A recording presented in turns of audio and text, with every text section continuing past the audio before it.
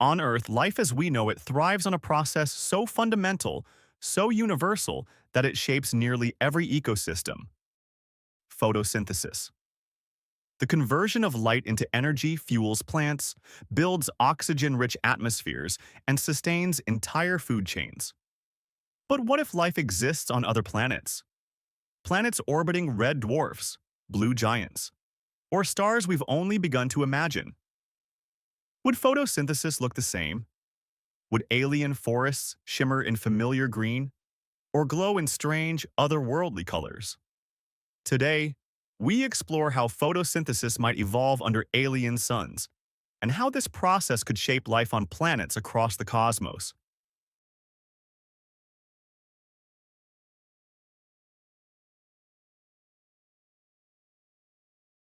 Photosynthesis on Earth. A blueprint. On Earth, photosynthesis primarily uses visible light, especially red and blue wavelengths. Chlorophyll pigments absorb these energies to split water molecules, producing sugars and releasing oxygen as a byproduct. This process has been running for more than 3 billion years, shaping Earth's biosphere. But it didn't start with green plants. The earliest photosynthetic organisms used simpler pigments and lived in shallow seas, capturing whatever light filtered through the water. Over evolutionary time, life honed its pigments to Earth's sun, a yellow G-type main sequence star. The abundance of red and blue light from our sun explains why Earth's forests are green. Green light is reflected, not absorbed. This is our blueprint. But what happens when the star changes? The cosmic palette. Different stars, different light. Not all stars shine the same. Across the galaxy, stars vary in size, temperature, and color. Red dwarfs, M-type stars. The most common stars in the Milky Way. They're small, cool, and dim, emitting mostly infrared and red light. Planets in their habitable zones would orbit close, and their skies would glow a dull red. Orange and yellow stars, K and G type. Stars like our sun, but sometimes smaller or larger. They provide a balance of visible light, suitable for Earth-like photosynthesis. Blue giants, O and B-type stars. Massive, hot, and short-lived. They blaze with intense ultraviolet and blue light, flooding their planets with high-energy radiation. White dwarfs and exotic stars.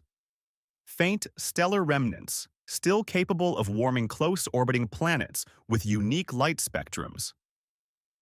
Each star creates a unique palette of light. Alien life, if it evolves photosynthesis, must adapt its pigments to this spectrum.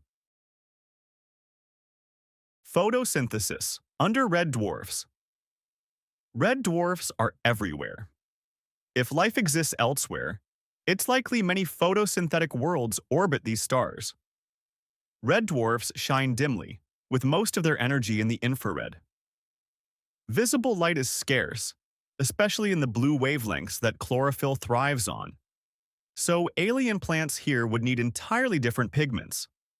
Instead of green, alien vegetation might appear black, dark purple, or deep red, maximizing absorption of all available light. Black foliage would absorb across the spectrum, squeezing every photon of energy. But red dwarfs also flare violently, blasting ultraviolet radiation. Life might adapt protective pigments, reflective surfaces, thick waxy coatings, or even underground photosynthesis using light piped through translucent tissues. On such worlds, forests might shimmer like obsidian glass or pulse faintly with biofluorescence to protect against radiation. And because red dwarf planets orbit so close, many would be tidally locked. One side in eternal day, the other in endless night. Photosynthesis might cluster in the twilight zone, a permanent strip of dusk where light is stable. Could alien civilizations evolve here? Perhaps, but their landscapes would look like nothing on Earth. Imagine black forests under a dim crimson sky. Photosynthesis under orange and yellow stars. Around stars similar to or slightly cooler than our sun, photosynthesis might look familiar. Alien plants could still favor pigments tuned to visible light, reds, blues, and greens. But subtle differences emerge. Around cooler K-type stars, with less blue light, photosynthetic pigments might evolve toward oranges and yellows, making alien foliage appear more coppery, bronze, or even golden. Under brighter, slightly hotter stars, pigments might shift the other way, producing plants that reflect more blue, creating strange bluish-green forests. In these systems, the variation would be less extreme than around red dwarfs, but enough that alien forests could look more like metallic seas of bronze or turquoise than Earth's familiar greens. Photosynthesis under blue giants. Now let's go extreme. Blue giants burn hot, pouring out ultraviolet and blue light. To human eyes, their planets would look dazzling, bathed in harsh, high-energy light. But these stars live fast and die young. A blue giant might only exist for a few million years before collapsing into a supernova. Hardly enough time for intelligent life to evolve. But microbial life, or even primitive plants, could still arise. Photosynthetic pigments here would need to absorb and tolerate intense UV radiation. Alien plants might evolve reflective, crystalline surfaces, scattering excess energy to prevent damage. Their foliage might appear shimmering white, silvery, or even transparent. Alternatively, they could use pigments that fluoresce, converting harmful UV into usable visible light. Imagine forests glowing softly, alive with biofluorescent colors under a blindingly blue sun. Such worlds would be strange, unstable, and dangerous. But life always finds a way. Photosynthesis under white dwarfs and exotic stars. White dwarfs, the remnants of dead stars, emit faint, steady light. Planets close enough could receive warmth, though their habitable zones are narrow and unstable.